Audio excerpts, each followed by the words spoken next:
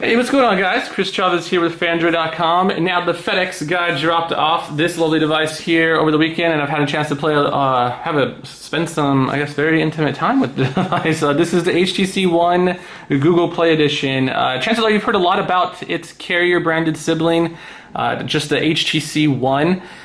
This is the one. This one is actually sold directly from, as the little branding there on the top shows, directly from Google through the Google Play Store.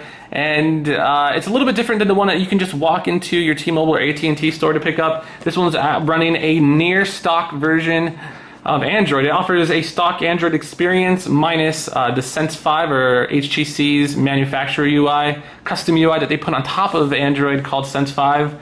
Now what that means is speedier updates, and you actually, at the cost of some of those extra features and software tweaks that HTC's done with the Sense 5 or the HTC One that you can pick up in AT&T and Sprint and T-Mobile. So I'm going to cover everything there is about to know about the device, all the ins and outs, even compare it with its Sense 5 sibling, and kind of help you guys make an informed purchase, and you guys can see if this device is right for you, because it's definitely not for everybody, but it is for some of you out there. Let's just go ahead and quickly unbox it. The box actually is near identical to the one that you can get from T-Mobile or whatever, or even directly from HTC with the developer edition. Only difference being is that it says Google here at the top. Normally it would say AT&T or Sprint, depending on what carrier you purchase it from. Now, I just put it back in the sleeve because, just to show you guys what it's like when you get it. The phone actually starts shipping tomorrow, so many of you will be receiving this in the coming days, with those of you that have bought it from the Google Play Store. Although I feel like not too many of you, I don't think too many of you guys have. Let's go ahead and open this part. Everything else in the box is standard. You have your SIM unlock tool, all the same little instruction manuals. You get your little Beats headphones or earbuds, and same HTC charger. Nothing different, nothing's white or something that says Google. It's all pretty much standard with the rest of the HTC One. And the same goes for the whole phone itself. So the hardware-wise, this is exactly the same. There's no difference. Here's the unlocked developer edition with Sense 5. There's no difference at all, so I don't want to spend too much time covering, the device. You still got the front-facing speakers, front-facing camera, 4-megapixel ultra-pixel camera. All that stuff is working just fine, and an IR blaster here at the top. But having the Google Play Edition does come at the cost of this working either in apps or some sort of app built into it. There's no word whether or not HTC will update this. Maybe they could update an IR blaster app just for this phone or this Google Play Edition. But no word on that yet. So the device is running nearly stock Android. So what that means is all the Sense stuff is gone. All of HTC's custom apps, their custom UI, you can see here, even the pull down, it's all stock Android. This is what you would get on a Nexus 4. There are a few little tweaks to the software that are different than, say, the Nexus 4.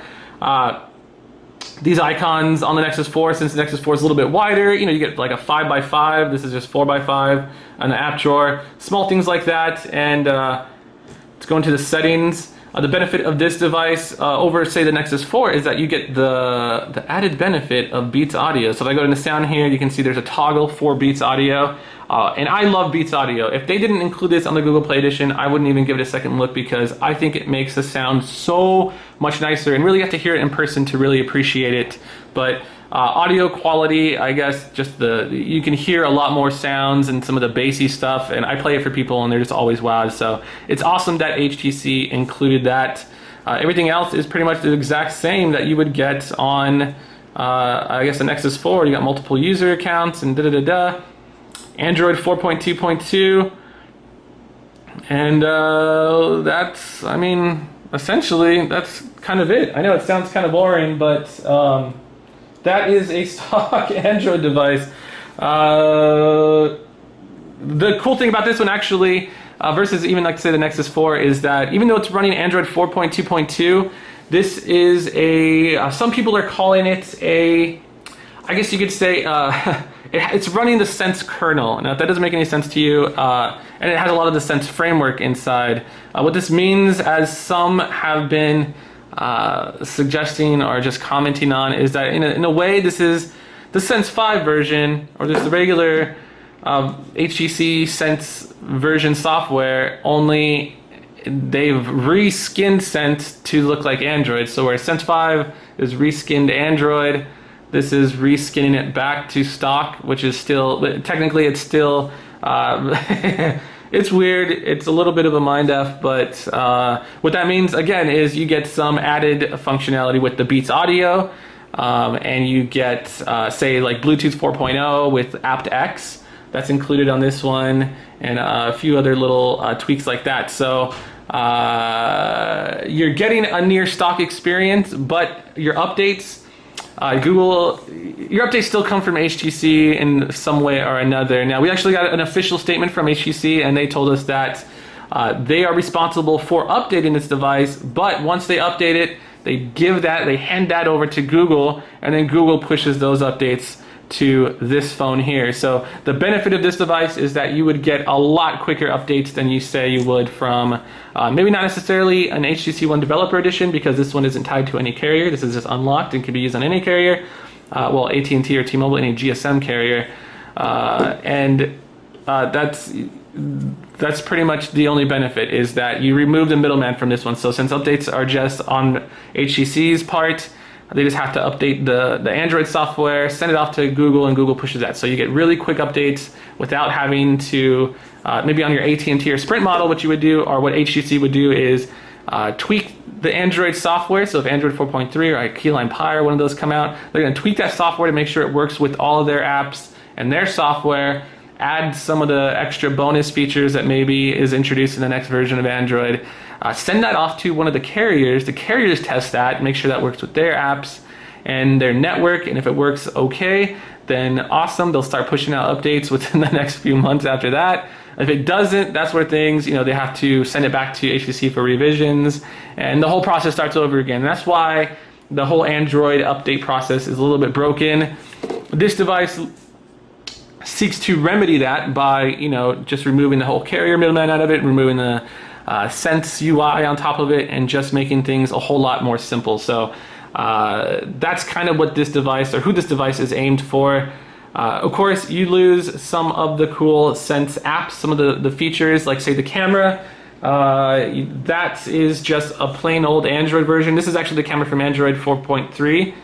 If I hold it here, you can see there's some little toggles up here. And there's not really any tweaks. You can't make any tweaks to ISO. You can't do, you record video. You can't actually take full resolution pictures like you could on the Sense version of Android or of the HTC One. You can still take clips, but they'll be 1920 by 1080, and it's just literally a screenshot of your video recording, and that's kind of boo-boo. So again, just one of the things that come at the cost of having stock Android. You lose a lot of these features that, say, OEMs like HTC and Samsung have introduced in TouchWiz and Sense 5. You lose that stuff when you go over to a Google Play Edition device. Again, IR Blaster is dead. It's fully functional and works with HTC's own app on the Sense 5 version. This one doesn't have Google Wallet support. And some people have mentioned that it could have something to do with the secure element that's just not present on this device, but there is no Google Wallet. You can get Google Wallet on the Samsung Google Play Edition Galaxy S4. It's just something to kind of keep in mind, but in here it's just not there.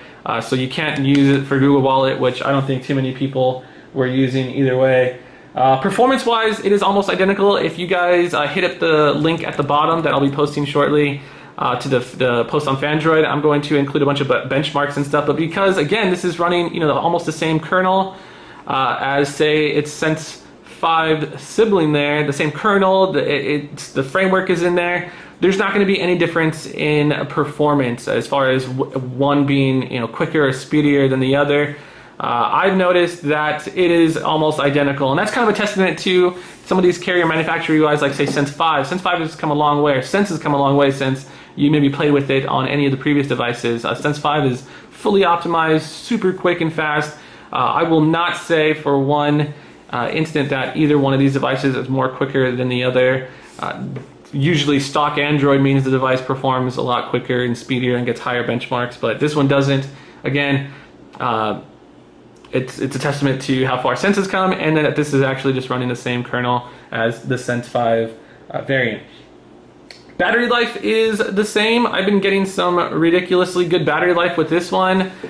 Same with this device here. So people, clown the HTC One for having maybe a little bit of a thinner battery, or a little bit, what do you call it?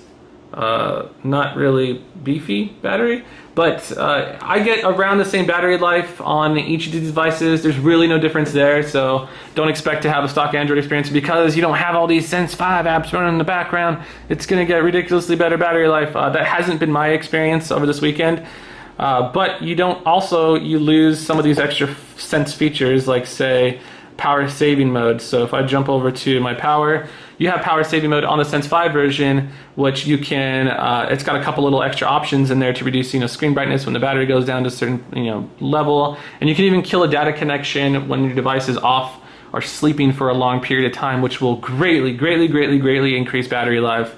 Unfortunately, you just can't get that on the Google Play Edition device. Moving on. I guess the camera quality, you still get the full ultra pixel, the benefits from an ultra pixel sensor. So in low light conditions, it's going to be the same, I guess, camera quality as it is on the Sense 5 version. Again, the only difference is that the camera doesn't have some of those extra tweaks that you can do. It doesn't have those filters that you can use on the Sense 5 version, and it doesn't. Let's just open that up. And then you can't use Zoes, and Zoes are actually pretty awesome. It's actually one of the best features about like the Sense 5 version, and Zoes let you capture small little clips and then a bunch of little pictures, and you can rewind time and do time lapse and all this crazy stuff. You just can't get that from the Google Play Edition. So if that sounds like something you think you would want, then maybe the Sense 5 version is better for you, the one that you can get at AT&T versus this Google Play Edition. No highlights with the Gallery app. The Gallery app is just a stock Android Gallery app. You don't get the cool highlights that make these cool video clips, and then you can share them using HTC Share with like friends and family. All this cool stuff that you get, from the camera software on there is no longer in the Google Play Edition, but at least you get the ultra pixel sensor and the benefits from that. Again, low light shooting still is identical to the Sense 5 version. No difference there. Sense 5 version kills off blink feed, so I actually don't have it on here because I use a custom launcher regardless. This is Nova Launcher. This is the stock launcher on this one. You don't have blink feed, which some people, everyone knocks it for, it being forced upon the end user, but it's actually a really fun and awesome app for, news feeds and all that fun stuff. Absent from here, so that's either, I guess, take it as you will. This version is running, I would say since this is 4.2, you get all the cool quick toggles, but I'm running a leaked build of Android 4.2.2 on the Sense 5 version that's supposed to be coming out soon. It'll be rolling out in the coming, I guess, weeks or months. And you get all the quick toggles from the Android 4.2.2 one, but you get all these extra stuff like screenshots, Wi-Fi hotspot toggles, and stuff like that you just didn't get from the stock Android version. So again, it's just HTC taking stock Android and trying to make it better on Sense 5. Google Play Edition, you don't get that that same benefit, I guess. So other than that, I guess who's this device meant for? Well, this device is meant for those that don't mind paying an extra premium, $600 in the Google Play Store for this 32 gigabyte version, and it's really competing, I guess, with the Samsung Galaxy S4, and it's competing with even the Nexus 4. So the Nexus 4 will theoretically get updates a lot quicker since it's running pure ASAP and it's getting direct updates from Google. That has its benefits, but this device is just a lot more premium. You get aluminum build quality, you get the front-facing speakers with boom sound, you get already out of the box, you have Bluetooth 4.0 aptX, you have the ultra pixel sensor for way better camera quality, photos, much better than Nexus 4, but you're paying a higher premium of almost double the price. But for what? To have a 32 gigabyte device, whereas the Nexus 4 peaks at 16 gigabytes, and that's what this device is kind of, I guess, more or less aimed for. And it's for people that just want speedy Android updates. So if you buy this on AT&T, there's really no telling when you will get an update to the next version of Android.